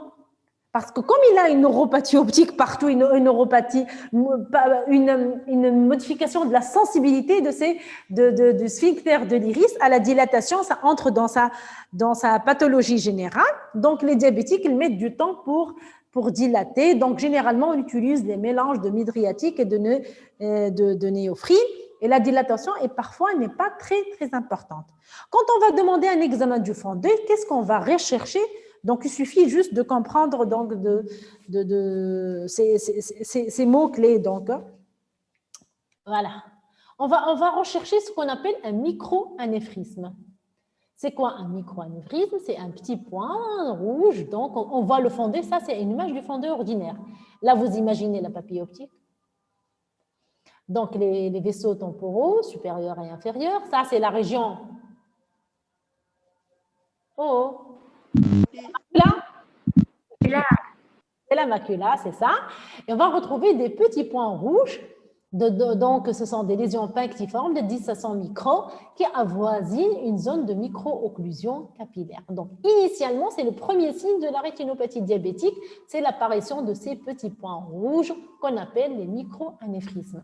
Si on fait une angiographie, actuellement, on fait de moins en moins d'angiographie. On se fait au fond d'œil. Avant, on avait la main facile à faire de l'angiographie et je vous ai mis donc la correspondance de cette image en angiographie avec ces petits points donc, qui apparaissent donc, sur le fond d'œil. C'est le premier signe d'une rétinopathie diabétique. Le deuxième signe, ce sont les hémorragies. Regardez, on voit des hémorragies qui sont rondes, on voit des hémorragies en flamèche. Vous voyez là? L'hémorragie en flamèche à ce niveau-là, elle est située près donc, des fibres, des axones des cellules ganglionnaires. C'est pour cela qu'elle avait cette forme en flamèche. Et la voisine, quoi? Regardez ici. On dirait un point jaune, une tache jaune sur la rétine. Si on voit la correspondance sur l'angiographie, on va retrouver que cette zone de rétine, elle ne reçoit pas d'oxygène. Vous voyez qu'elle elle est silencieuse. Regardez la différence avec la rétine avoisinante. Ça, c'est une zone d'occlusion donc, où on ne reçoit pas d'oxygène. C'est une zone de rétine qui ne reçoit pas d'oxygène. Là, c'est ce qu'on appelle un nodule cotonneux. Et là, c'est cette hémorragie en flamèche. Les hémorragies peuvent être rondes et ça témoigne, regardez, des petites zones qui ne reçoivent pas l'oxygène. Donc, les premiers signes du fond d'œil d'une rétinopathie diabétique, ce sont les micro-anévrismes, ces petits points rouges, et les hémorragies rétiniennes, ces petites collections de sang, qui peuvent avoir une forme punctiforme, en flamèche ou en tache, en fonction donc de la taille de la rétine qui ne reçoit pas l'oxygène. Regardez ici des hémorragies qui sont étendues, et ça témoigne qu'on est à un stade avancé de la rétinopathie diabétique. Les nodules cotonneux, ce sont des épaississements et opacifications des fibres traduisant une ischémie focale, comme je vous ai dit tout à l'heure. On dirait du coton posé sur la rétine. Ça, c'est un signe de gravité. Il témoigne donc de cette lésion blanche dans la couche des fibres optiques. Et lorsqu'on fait l'angiographie, on voit un silence angiographique et généralement cette hémorragie en flamèche parce qu'elle est située dans la couche des fibres optiques. Les anomalies microvasculaires intrarétiniennes, les AMIR. Quand on est à un stade encore avancé, qu'est-ce qu'on a dit? Quand il y a de l'ischémie, il y a des vaisseaux à côté, ils vont se déformer pour apporter de l'oxygène. Ce sont des anomalies capillaires. Regardez ça, c'est une veine qui est par moment dilatée, par moment elle est rétrécie. Et qu'est-ce qu'il est à côté? Les capillaires deviennent anarchiques et ils deviennent donc de petits calibres irréguliers. On dirait un bourgeon, on dirait un rayon de roue. Et ça, ce qu'on appelle les anomalies microvasculaires intrarétiniennes. Nous retrouvons aussi des modifications veineuses qu'on va voir. Et ça, c'est un nodule cotonneux. Donc ça, on est à un stade avancé. Si on fait l'angiographie, vous retrouvez donc ces aspects en charpente ou en rayon de roue qui témoignent d'un stade encore grave de la rétinopathie diabétique. Les anomalies veineuses, ce sont des irrégularités du calibre veineux, aspect en saucissant, donc des dilatations suivies de rétrécissement, chapelet, des boucles veineuses, regardez. Regardez là, les AMIR, les boucles veineuses, les irrégularités, les rétrécissements, les dilatations, les hémorragies en flaques. Tout ça témoigne d'une forme grave. Là, c'est la papille optique et tout ça témoigne d'une forme grave de la papille. Le diabétique, s'il n'a pas une atteinte au niveau de sa région maculaire, il voit bien avec son œil. Il n'a pas de problème. S'il a une atteinte au niveau de sa région maculaire, c'est là qu'il vient consulter. Alors que les lésions de la rétine, ils démarrent en périphérie. Il y a des atteintes qui sont maculaires, on va les voir, mais lorsque les lésions elles sont périphériques, tout à l'heure on a dit que la rétine périphérique, elle sert à se déplacer dans le champ visuel. Si elle est décollée, il va se rendre compte qu'il a une amputation. Mais s'il a des AMIR ou s'il a des anomalies, il ne va pas se rendre compte. Sauf si sa vision centrale qui est touchée. C'est pour ça que il faut aller chercher la rétinopathie diabétique. Il ne faut pas attendre les symptômes fonctionnels. Vous voyez pourquoi elle est grave, la rétinopathie diabétique? Parce qu'elle évolue en silence. Les anomalies veineuses, donc, qu'est-ce qu'ils témoignent? Ils témoignent qu'il y a une ischémie importante. L'ischémie, on peut la deviner au fond d'œil. C'est pour ça qu'on ne demande plus d'angiographie. Mais si on fait l'angiographie, on va la voir. Regardez. Là, ce sont donc les AMIR. Là, c'est les boucles veineuses, les dilatations, les exsudats. Et regardez, regardez. Là, c'est une rétine grisâtre. Il y a un silence angiographique. On ne voit plus donc de rétine qui respire. Et ça, c'est une ischémie importante. Quand on voit des anomalies veineuses comme ça, on va se dire automatiquement, il y a une ischémie rétinienne. Et s'il y a une ischémie, il faut demander du laser. Il faut tuer les vaisseaux, la rétine qui ne reçoit pas d'oxygène pour éviter l'apparition de néo-vaisseaux qui sont une forme grave du diabète. Vous voyez ici, s'il y a des boucles, s'il y a des anarchies, s'il y a des AMIR, s'il y a toutes ces... Regardez. Et vous voyez le colorant qui sort des vaisseaux parce que la paroi n'est plus étanche. Si cette paroi n'est plus étanche, elle va donner de l'œdème. Et si l'œdème devient important, il va entraîner la cécité. Vous voyez, là, les zones d'ischémie rétinienne, on peut les suspecter sur des signes cliniques indirects au fond d'œil, avec les anomalies veineuses, avec les hémorragies étendues, avec la présence des AMIR. Mais en angiographie, c'est clair, c'est une rétine qui ne reçoit plus d'oxygène. Regardez, une rétine qui est sombre, un aspect, on dit, en arbre mort. Il n'y a plus les ramifications habituelles. Ça, ce sont des formes graves d'ischémie rétinienne. Si on ne va pas détruire cette rétine ischémique par du laser, et vous voyez que chaque fois on demande à un diabétique de faire du laser, on va détruire la rétine périphérique ischémique, il peut développer des néovaisseaux, il va être à un stade avancé de néovascularisation. Qui dit néovascularisation risque d'hémorragie, risque de décollement de la rétine. Les néovaisseaux, ils peuvent être pré-rétiniens en avant de la rétine ou pré-papillaires qui sont plus graves. Ce sont des proliférations néovasculaires à la surface de la rétine ou de la papille avec un lacis vasculaire qui est rouge. Vous voyez ici la charpente aspect en rayon de roue. Là, la boucle de néovaisseau, regardez, comme un aspect en champignon avec une paroi qui s'est rompue, qui a donné donc de l'hémorragie avec cet aspect donc noirâtre de l'hémorragie et la rétine ischémique tout autour. Ça, c'est une forme grave de rétinopathie diabétique. Les néovaisseaux, ils peuvent être prépapillaires. Regardez, c'est la papille optique et cette charpente en avant de la papille. Donc, ces néovaisseaux, quand on fait une angiographie, ils diffusent, ils prennent du colorant. Et vous regardez ici cette charpente et ces néovaisseaux. Ici également des néovaisseaux avec une rupture qui a donné donc une hémorragie qui est intense. Les néovaisseaux peuvent être prépapillaires et témoignent d'une ischémie importante en avant de la papille. C'est comme une toile d'araignée, on regarde la papille qui bouge et c'est une forme grave. Et là, ce sont les hémorragies enflammées, les nodules cotonneux, les irrégularités veineuses. Vous voyez ici les hémorragies, les amyres et tout le cortège de la rétinopathie diabétique. Je vous ai dit que le diabétique, s'il fait des lésions de la périphérie, il ne se rend pas compte, sauf s'il est en forme avancée de néovaisseau. La région centrale avec laquelle tout à l'heure on a vu, on voit les couleurs, on voit les formes, la lecture pour les personnes âgées, on appelle ça la macula. Pour explorer la macula, il y a une nouvelle, actuellement elle est devenue une technique usuelle qu'on appelle l'optical coherence tomographie, l'OCT. Attendez. Voilà. Donc, cette OCT avec voilà, l'OCT. Normalement, l'OCT, donc, elle est creusée en entonnoir. Cette OCT, on dirait une coupe histologique de la macula. On a l'épithélium pigmenté, les photorécepteurs, vous voyez les photorécepteurs, et la couche des cellules bipolaires, là c'est les cônes et les bâtonnets, et là la forme d'un entonnoir qui permet donc de concentrer les rayons lumineux pour qu'on puisse voir. C'est la forme normale, c'est l'épaisseur normale d'une macula normale. Si on a une macula comme ça, c'est qu'on arrive à voir.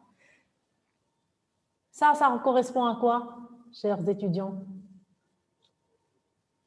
Allez. Ça, c'est la rétine. Ça, c'est la choroïde. Et ça, c'est quoi? Le Qu'est-ce qu'il y a dans l'œil? Le vitré. Corps vitré. Le vitré. C'est la membrane du vitré. Voilà. Là, il est séparé de la rétine. Ici. Très bien.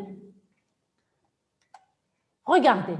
Si vous avez un diabétique, il a une accumulation de liquide dans la macula. Regardez qu'est-ce qu'il y a.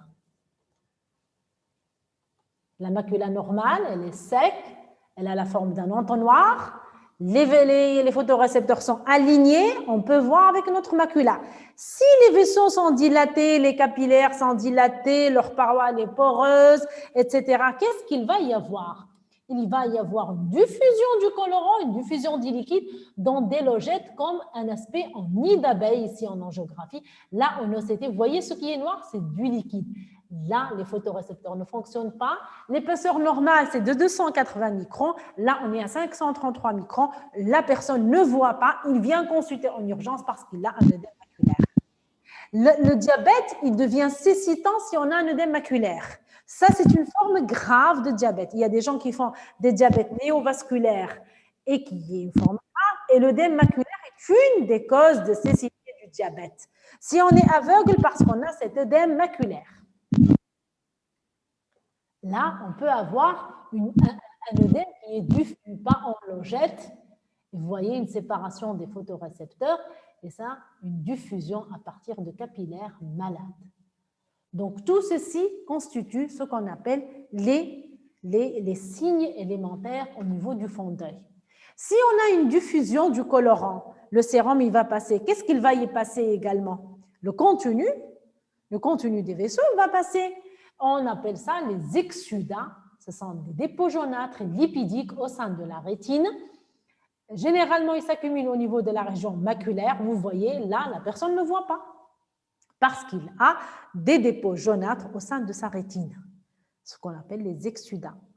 Vous voyez, quand on passe d'une forme moins grave à une forme plus grave, une forme cécitante de diabète. Donc, ces lésions-là, elles sont graves.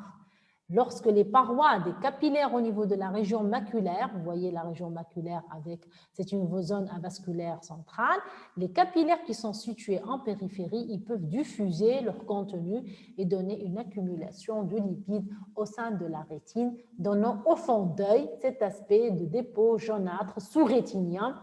Ils peuvent être, regardez ici, on appelle ça en forme de couronne circinée, c'est-à-dire que le microanévrisme, il existe au centre. Si on va faire du laser, on va faire du laser au centre ici pour traiter ce microanévrisme et voir disparaître ces lésions-là. Au niveau de la région maculaire, le traitement par le laser il est interdit, sauf en périphérie, mais il y a les produits qu'on injecte dans l'œil qui peuvent améliorer la vision. Donc ça, on demande un fond d'œil chez un diabétique pour rechercher les lésions alimentaires, les microanévrismes, les hémorragies, les amyres, les anomalies veineuses, les exsudats, l'œdème rétinien. Si on a tous ces éléments-là, on va classer notre rétinopathie diabétique et le classement se fait en deux groupes. Deux groupes de gravité différentes. On a la rétinopathie diabétique non proliférante où il n'y a pas de néovaisseau et la rétinopathie diabétique qui est proliférante, la RDP, qui est grave. Cette distinction elle est liée au type de lésion, œdème, ischémie, néovaisseau, et elle est essentielle pour les modalités thérapeutiques.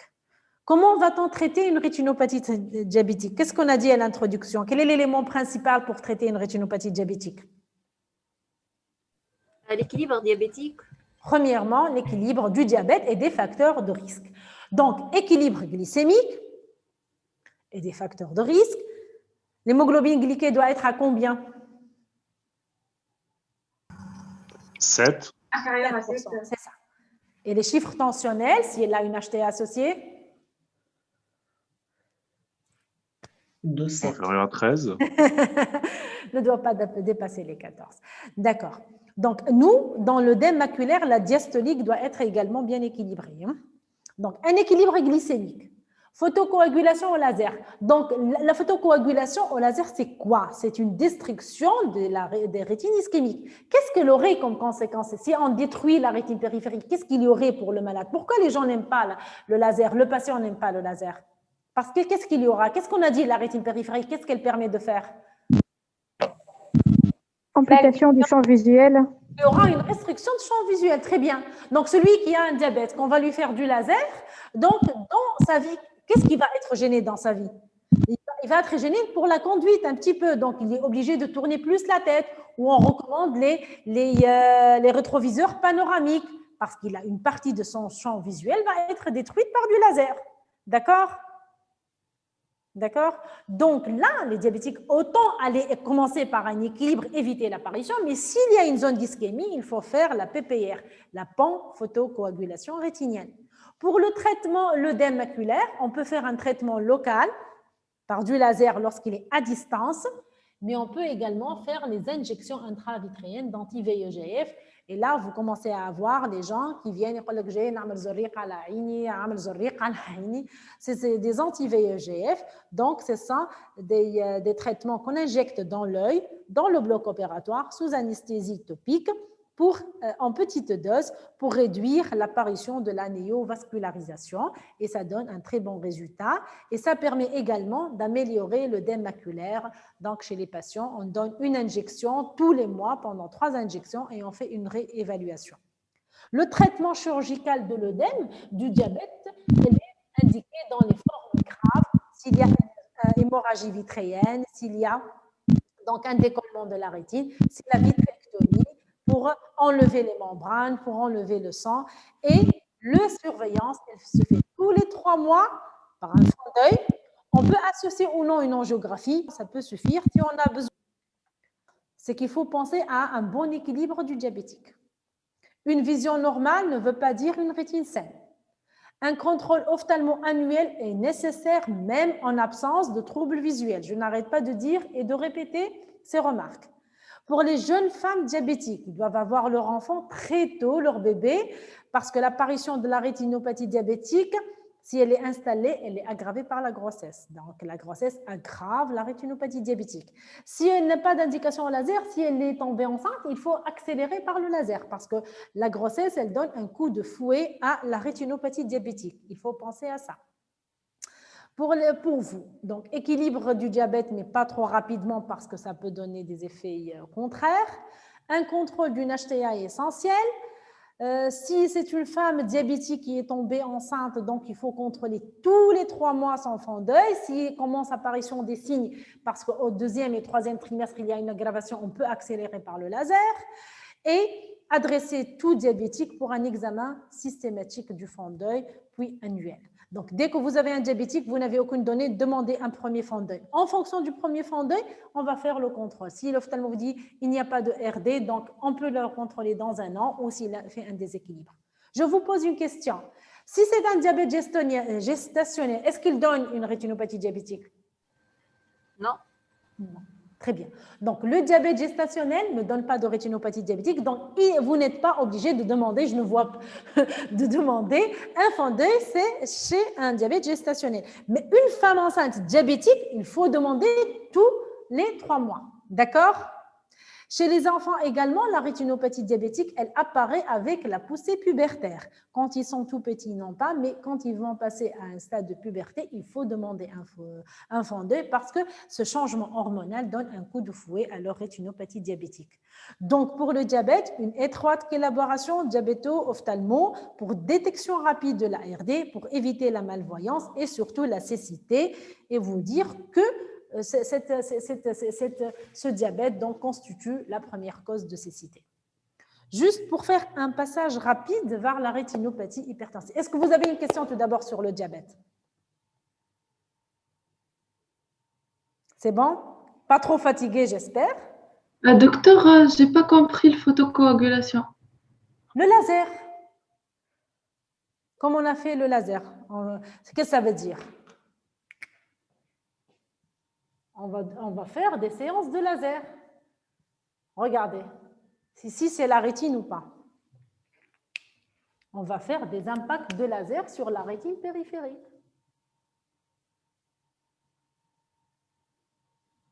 Comme je vous ai montré sur la photo au niveau du décollement de rétine. Donc, qu'est-ce qu'il y aura? Tout ça va être traité du laser. On va laisser que cette partie-là de rétine fonctionnelle. S'il a encore du diabète ici, on va faire un traitement localisé. S'il a un diabète ici, on va faire. Mais sinon, on va griller toute la rétine périphérique. On va lui donner qu'une partie centrale de rétine obligatoire qu'on ne va pas traiter pour qu'il puisse voir. Et toute la rétine périphérique va être détruite par du laser. D'accord? C'est pour réduire la grande consommation d'oxygène et réduire le risque d'apparition de néovaisseaux.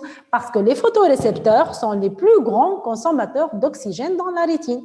Et si les capillaires sont malades, il y aura un besoin d'oxygène important, il y aura formation de néovaisseaux. Donc, si on réduit la rétine où on ne peut plus lui donner d'oxygène, on va réduire le taux de vascular endothelial growth factor. Et si on réduit le taux de VEGF, il y aura une réduction donc, des néovaisseaux. Donc, si on réduit ces taux-là, on réduit les néovaisseaux. D'accord? D'accord, merci. Je vous en prie. Donc, parallèlement à ça, juste un mot sur la rétinopathie hypertensive. On va faire donc un cours qui est comparable, un peu plus léger, juste pour faire la distinction. C'est quoi la rétinopathie hypertensive? C'est l'atteinte oculaire dans l'HTA. Elle siège principalement dans le segment postérieur, en particulier la rétine, la choroïde et le nerf optique. Donc, si on a un pic tensionnel, pas uniquement la rétine qui peut être touchée, la choroïde et le nerf optique. L'atteinte rétinienne liée à l'HTA, on appelle ça une rétinopathie hypertensive. Ce qu'il faut savoir, que les modifications liées sont liées directement à l'augmentation des chiffres tensionnels et réversibles à l'arrêt du traitement. C'est très important.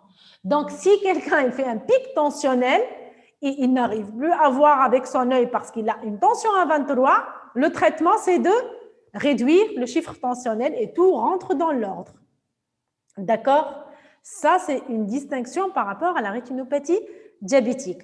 Donc, les modifications sont liées à l'augmentation des chiffres tensionnels et réversibles au traitement.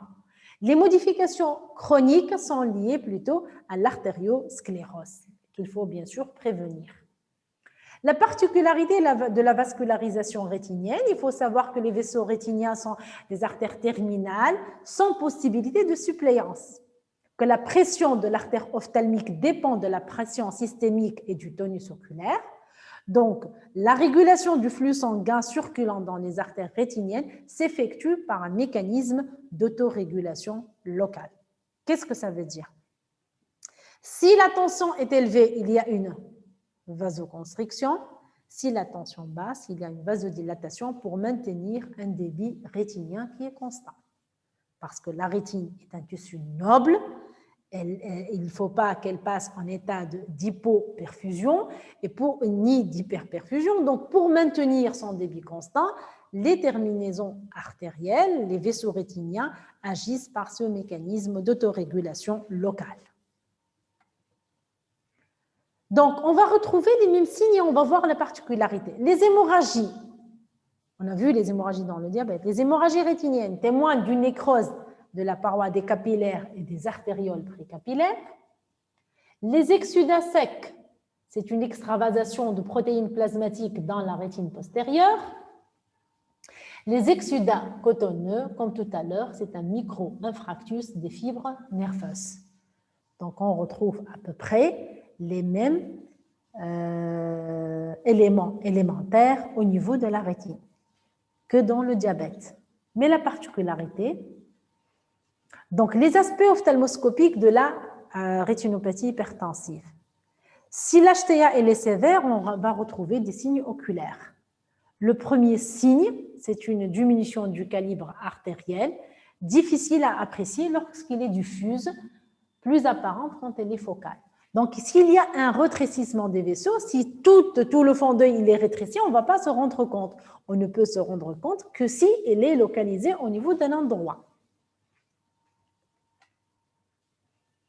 Si l'HTA est sévère ou d'installation rapide, les capacités d'autorégulation sont dépassées. Et dans ce cas, une hémorragie rétinienne superficielle en flammèche qui apparaît près de l'empérie papillaire.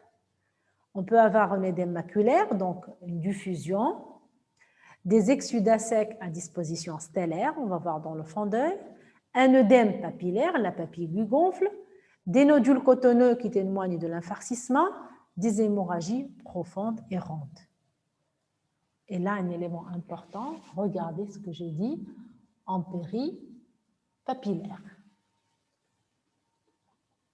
Notez ça.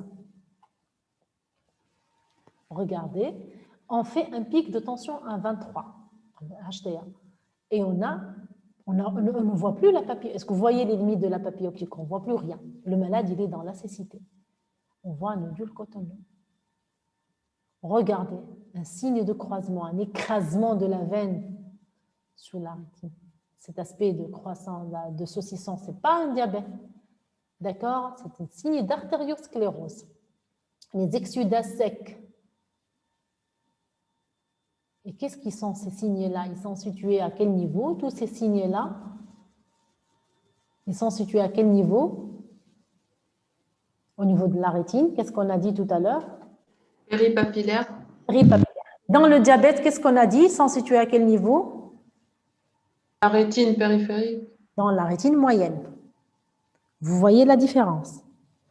Le diabète, les lésions en moyenne périphérie, il évolue à bas bruit, moyenne périphérie, il ne touche la partie centrale que dans ce lien un œdème, une forme avancée. C'est pour cela qu'on a une vision qui est conservée dans le diabète. Dans l'HTA, on fait un pic, hop, un œdème papillaire, hop, un œdème maculaire, et les lésions prépapillaires, le malade, rapidement, il présente un signe fonctionnel. Vous voyez la distinction? Madame, est-ce que vous pouvez répéter, s'il vous plaît? C'est à vous d'avoir cette réflexion. Qu'est-ce qu'on a dit? S'il y a les lésions, elles sont au niveau de la région centrale. Les symptômes sont d'apparition rapide. Si quelqu'un qui fait un pic tensionnel à 23, Parfois, il ne se rend pas compte qu'il a fait un pic à 23. Il vient pour une cécité. Il vient parce qu'il n'arrive plus à voir avec son œil. Vous pouvez poser le diagnostic, est-ce que vous êtes hypertendu diabétique? Vous prenez, vous faites un fond 2, vous trouvez un œdème papillaire, vous mesurez la tension, vous trouvez la tension à 23. Qu'est-ce qu'il faut faire? Qu'est-ce qu'il faut faire dans ce cas? Baisser la tension. Rapidement baisser la tension artérielle. C'est le traitement. Dans le diabète, on a dit que les lésions sont dans la moyenne périphérie. Le patient, il a le diabète dans l'œil, il ne se rend pas compte, il a une vision normale. Vous voyez la latence de la rétinopathie diabétique par rapport à l'HTA qui est dans ces formes d'HTA sévère où les conditions de suppléance n'arrivent pas à subvenir et à assurer, à réduire la pression, on aura des signes plus rapides. D'accord? C'est ça ce que je voulais dire, que les lésions au niveau de la rétinopathie diabétique, elles sont situées au niveau de la moyenne périphérique et ça explique la latence. Les signes au niveau de la rétinopathie hypertensive sont situés au niveau de la région centrale, en péripapillaire, et ça témoigne de la rapidité de l'apparition des signes fonctionnels. Le traitement dans le diabète, c'est le laser, c'est l'équilibre, etc. Le traitement dans l'HTA, c'est l'équilibre de la tension artérielle. D'accord? C'est clair? Là, on a la classification de la rétinopathie hypertensive et de l'artériosclérose. Donc, la rétinopathie hypertensive, le premier signe, c'est un rétrécissement artériel, le stade 1. Le stade 2, c'est le stade 1 plus hémorragie rétinienne, nodule cotonneux, exsudat sec. Le stade 3, c'est le 2 plus l'œdème papillaire. L'artériosclérose, donc, c'est le signe de croisement. Donc, le signe de croisement, c'est un signe d'artériosclérose. On le voit chez les fumeurs, les dyslipidémiques, un HTA mal équilibré, un signe de croisement pour un rétrécissement artériel en regard. Et le stade 3, c'est le stade 2 plus les engainements vasculaires et les occlusions de branches veineuses. Vous voyez, donc ça, c'est une rétinopathie hypertensive au stade 2 avec des lésions péripapillaires, les hémorragies en flammèche, un œdème papillaire et des lésions qui sont cantonnées autour, centrées par donc, le nerf optique. L'œdème papillaire ici, avec des hémorragies, regardez, des exsudats stellaires, une étoile, alors que dans le diabète, c'est les logettes et l'aspect en pétale donc, de fleurs. Vous voyez la distinction et la différence entre une rétinopathie hypertensive, là, un œdème papillaire, un œdème maculaire avec donc cette étoile maculaire. Rétinopathie hypertensive stade 3, presque on ne voit pas la papille optique, donc les œdèmes, les bords qui sont flous, donc de la papille, les nodules cotonneux, les hémorragies, donc on est à une forme grave de HTA donc, et de rétinopathie hypertensive. Toujours une rétinopathie hypertensive au stade 3. L'angiographie permet de peaufiner le diagnostic, donc permet d'éliminer donc les autres causes. On ne demande pas une angiographie dans les rétinopathies hypertensives, donc juste si on a un doute diagnostique, donc il suffit de prendre la tension et on a le diagnostic. Donc, vous voyez, les images, c'est pour vous mémoriser que les rétinopathies hypertensives, les lésions sont centrées autour du nerf optique avec les hémorragies, les nodules. Là, l'œdème, donc l'aspect stellaire, la disposition, les exsudats secs avec cette disposition stellaire de l'œdème maculaire. Donc là, c'est les nodules cotonneux et les hémorragies donc, autour de la papille optique. Donc, fond 2 systématique chez tout patient hypertendu, au moins une fois par an. En présence d'une rétinopathie hypertensive, vérifier les chiffres tensionnels systoliques et diastoliques. Il faut savoir demander un holtère tensionnel. Et le traitement de la rétinopathie hypertensive, c'est l'équilibre de la tension artérielle. Je vous remercie. Est-ce que vous avez quelques questions? Madame, Oui. est-ce que la papille glaucomateuse est un type de décollement rétinien? Est-ce que là, la papille glaucomateuse. La papille glaucomateuse, c'est-à-dire quelqu'un qui a, c'est une papille à risque ou quelqu'un qui a un glaucome? Oui, quelqu'un a un glaucome qui développe une papille glaucomateuse. Donc, comme conséquence. C'est une excavation qui est plus importante avec une réduction des fibres optiques. Est-ce que ça peut donner un décollement de rétine? Non. Donc, c'est le nerf optique qui souffre. Quand on a un glaucome, c'est le nombre de fibres optiques qui diminue et là, ça ne risque pas de donner un décollement donc, de la rétine. Le décollement, la rétine et la pupille, il y a une distinction. On peut donner une cécité, mais pas un décollement de la rétine.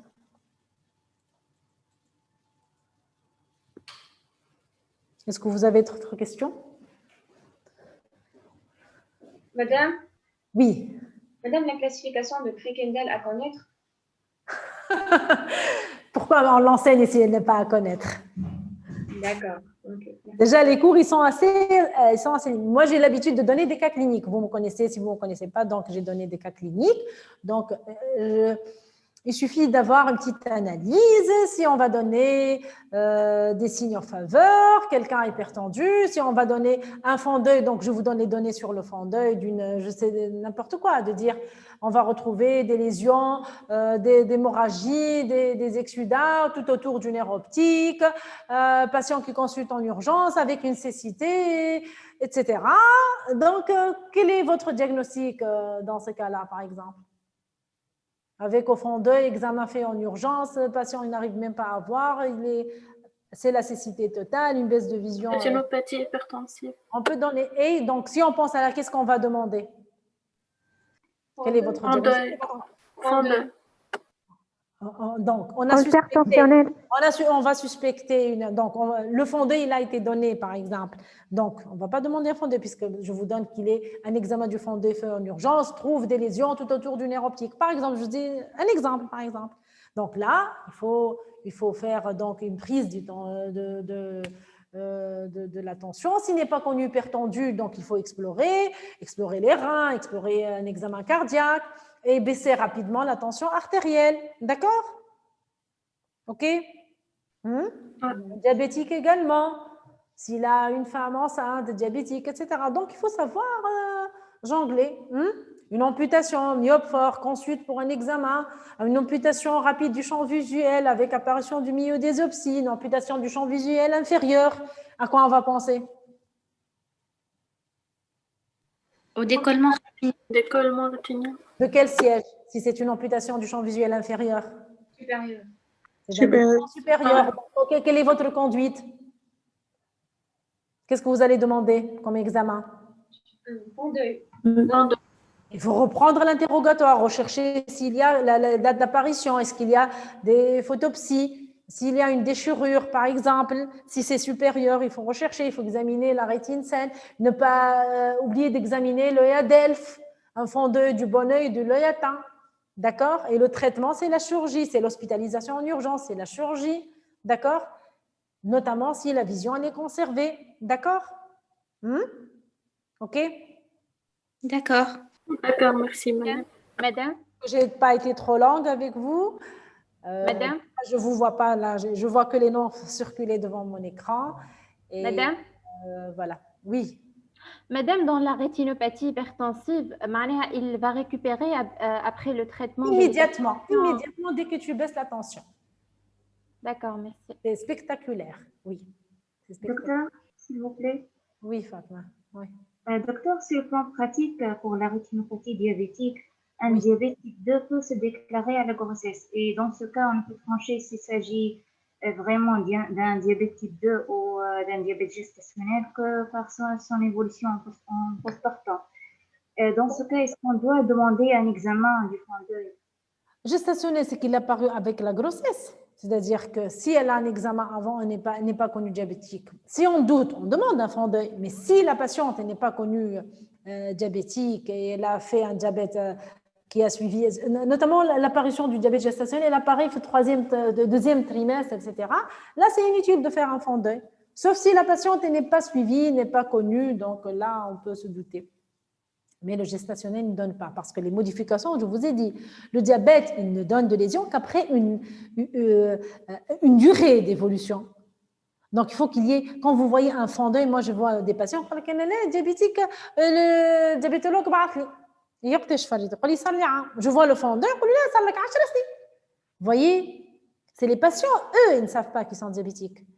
Donc, l'apparition des lésions, c'est des gens qui ont au moins un diabète au moins minimum de 10 ans. On ne fait pas de rétinopathie diabétique quand on a un diabète datant de 1 année ou de 2 ans. Sauf si, c'est pour cela que l'insulinodépendant, on le suit mieux. Les non-insulinodépendants, comme il a dit votre camarade, il peut être silencieux.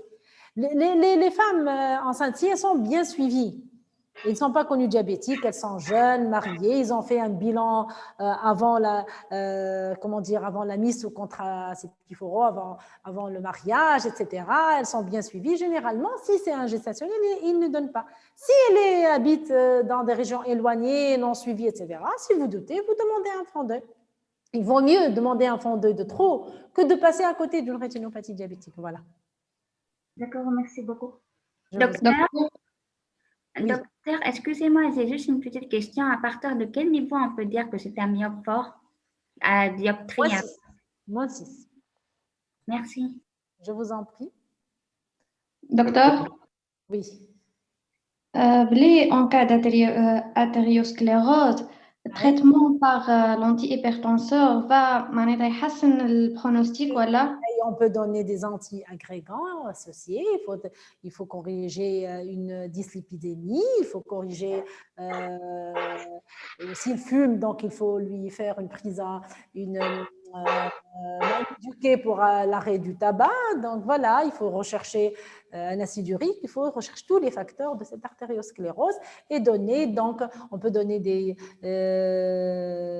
traitements qui améliorent donc la vascularisation rétinienne, donc des protecteurs vasculaires, des anti-agrégants. Mais les lésions sont irréversibles, alors? Ils sont irréversibles, oui. Merci. Au moins pour améliorer les autres axes. Parce que si les lésions apparaissent au niveau de la rétine, c'est une sonnette d'alarme pour ne pas atteindre d'autres axes vasculaires plus graves qui mettent en jeu le pronostic vital. D'accord? C'est pour cela que, comme les gens qui font les occlusions veineuses ou les cardiaques, donc si c'est une occlusion au niveau de la rétine, c'est moins grave, mais s'il fait un AVC, c'est encore plus grave. Donc, c'est pour cela qu'il faut toujours améliorer les conditions circulatoires. Et là, la tendance à donner de l'aspégique ou des vaisselles ou d'autres traitements. Merci. C'était un plaisir. Je dois vous quitter. Allez, bonne chance et portez-vous bien. Allez. Merci pour vous, docteur. Merci, docteur. Merci beaucoup, docteur. J'espère que j'étais claire et voilà. Bonne soirée, bonne révision et voilà, portez-vous bien surtout. Merci beaucoup. Merci, au revoir.